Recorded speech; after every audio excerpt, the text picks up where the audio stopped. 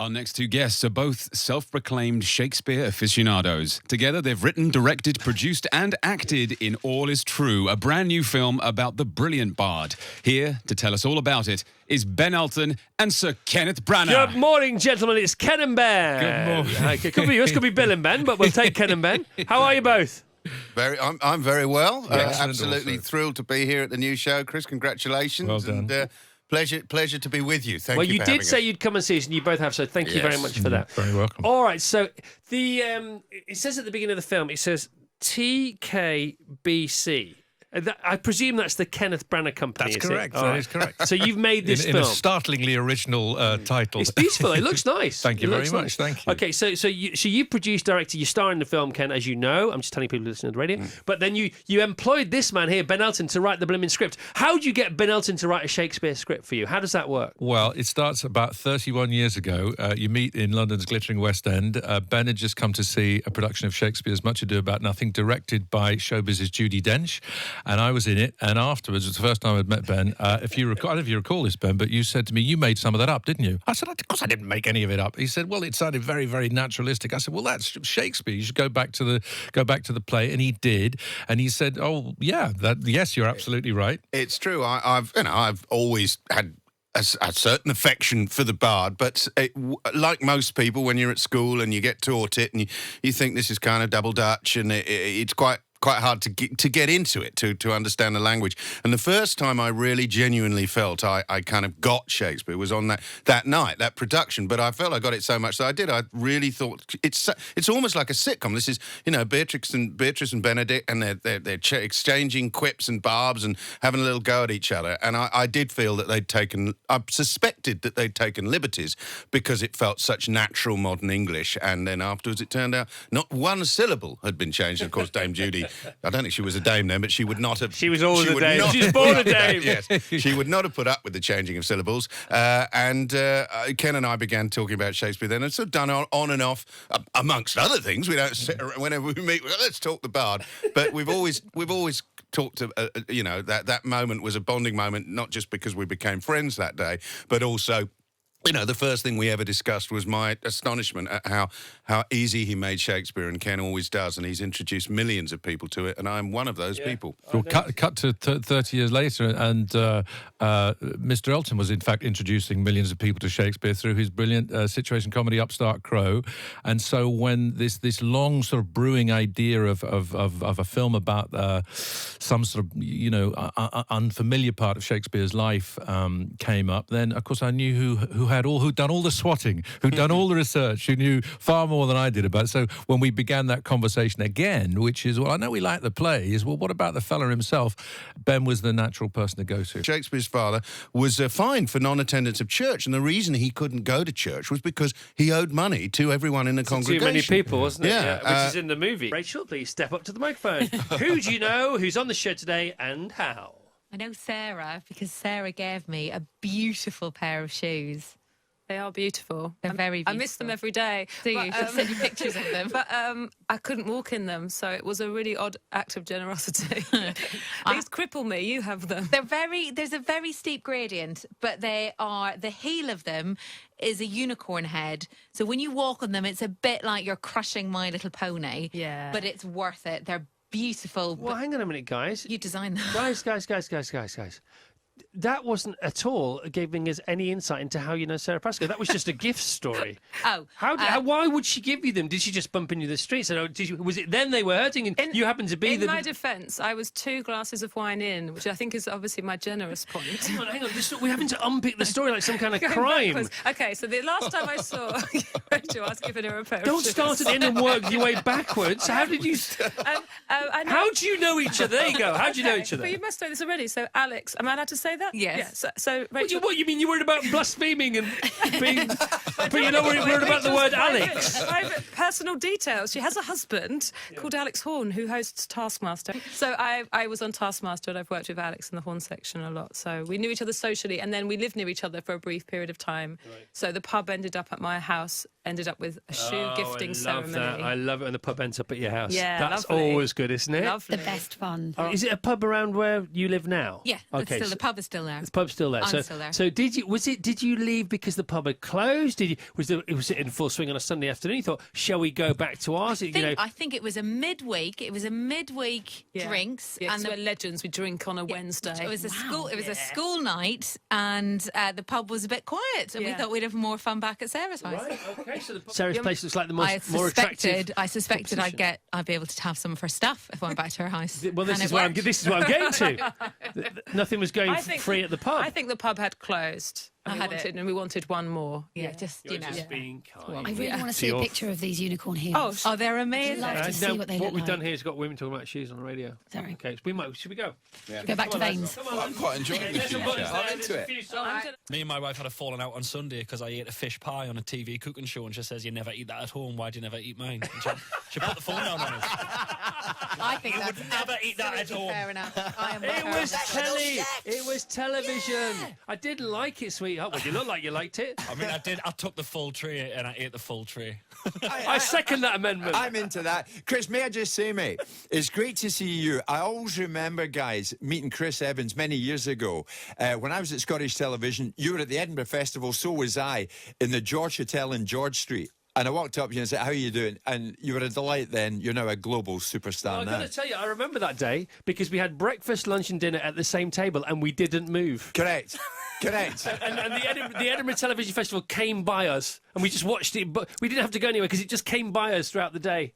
You are precisely spot on, and look at what you've become now. I mean, this is incredible. This is like the business lounge at the Emirates, isn't it? I mean, it's just wonderful. I fly economy. I'm from Glasgow, but this is sensational. No, You've got it's- something going here. Who was I on to there? Harry Redknapp. Harry Redknapp on the phone, and he listens in. Does he? Yeah. We should get him on. Have you got his number? Of course I Right, have. okay, let's get Harry on the phone. Let's get Harry on the phone, talk about his tour, his village hall tour that he's doing at the moment. Absolutely love Harry. I love it. I love him too. Harry the Bag. Oh, he's wild. I won't Hello, be saying that James when he Harry. comes on, but anyway. He is He fantastic. won't answer his phone now, I've said that. A couple of quick questions for you.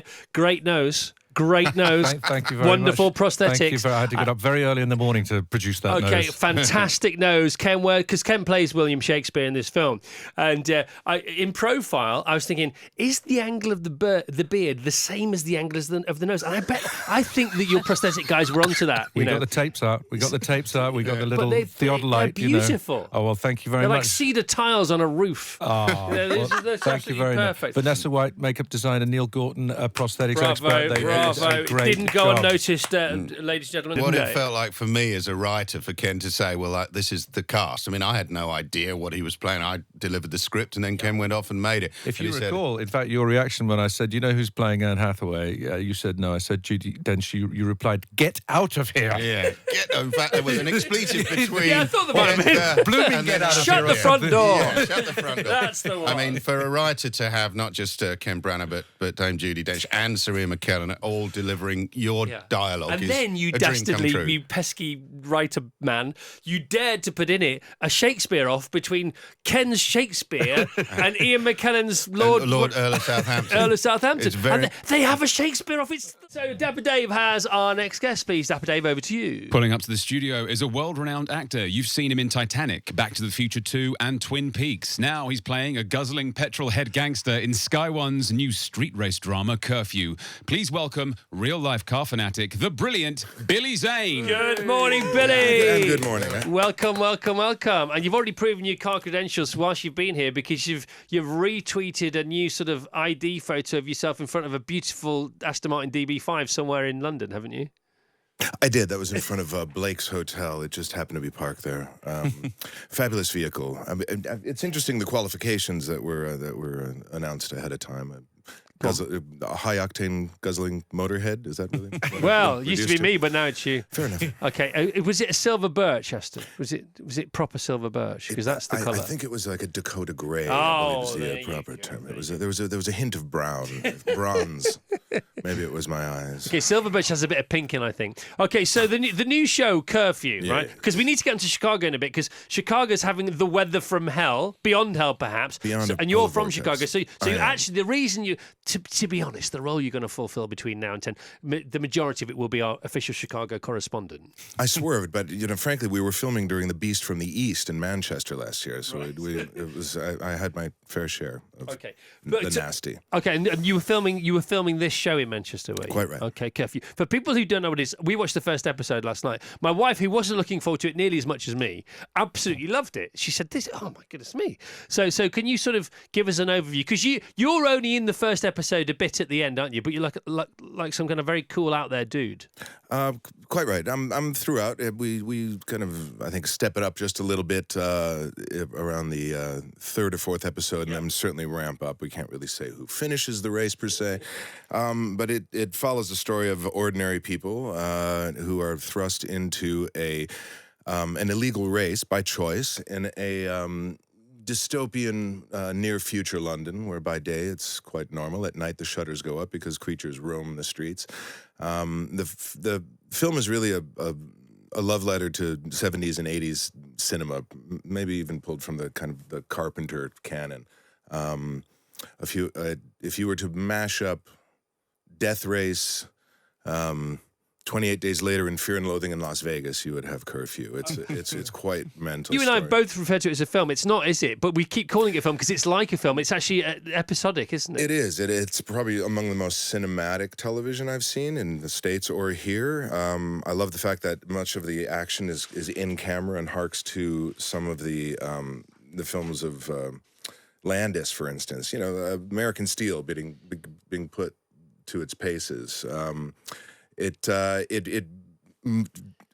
moves between very grounded drama due to the excellent casting and the time and space they're given for nuance, with absolute absurdity and a little bit of chill and thrills, and it really works. High risk, high reward.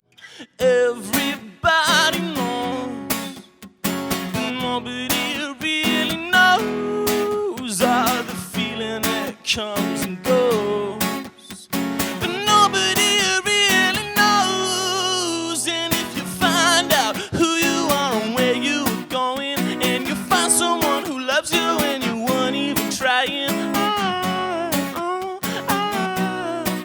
you're doing better, better, better, better. Beautifully written and beautifully acted. And what I loved about it was you play him so stilly. He's so still. He's one of the stillest characters you've ever played until he explodes. Yeah. Well, do you know that the word that's used most often about him by those who wrote about him, so that Hemmings and Condell, who produced the first volume of his plays, referred to him in their introduction as gentle. Ben Jonson, rival playwright, but also sometime friend, also refers to him as gentle. A man who seemed to be able to write about both the higher echelons of society and the lowest of the lowest echelons of society, seemed to be somebody whose gentility, if that's the word, allowed him to be an observer. I think he was somebody who was good company. I think he was somebody who had warmth, who could be trusted by people. They opened themselves to him. They revealed themselves to him. He didn't always speak. I think he was someone who observed. So that stillness that I'm thrilled that you saw in it is to do with a man who was a great listener and a great observer. But when that quiet man turns, it's a pretty interesting process, because the man who also wrote the greatest passions ever expressed in Western dramatic literature could also pack a punch when he got the hump. Well, 6 months. Applause there. The Chris Evans Breakfast Show with Sky.